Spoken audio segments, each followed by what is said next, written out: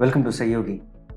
I'm your host, Dhiraj, and a PhD scholar in psychology under supervision of Professor M.V. Sudhakaran. In today's episode, we'll discuss about types of body shaming.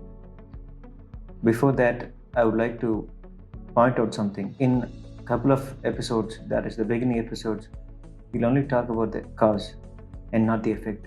I personally feel that in order for us to know the effects, we need to first understand the cause, which could help us make informed choices and decisions which could make us devise an effective coping strategy for overcoming body shaming, body image disturbance, and inculcating self-acceptance and body positivity. In today's episode, we'll be discussing about some of the most common types of body shaming. Weight-based body shaming.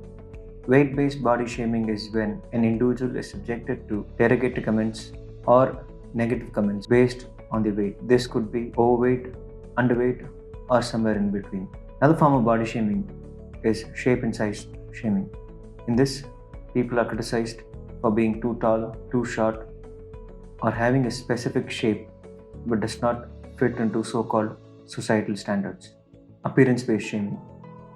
Appearance-based shaming is a broader category under which people are criticized and negative comments are made based on their physical appearances, such as their skin color, their hair, and their facial features.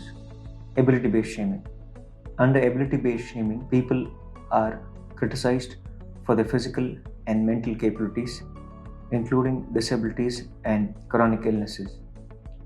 Gender-based shaming. In gender-based shaming, people are criticized for not conforming to standards of traditional gender or the so-called gender roles. For example, men may be subject to shame for not being masculine enough, or women may be subjected to shame for not being feminine enough. Age-based shaming. In age-based shaming, an individual is subjected to negative comments and derogatory statements based on their age, their perceived mental and physical capabilities, their appearances, and the expectations to fit into the norm set as per the age by the so-called society.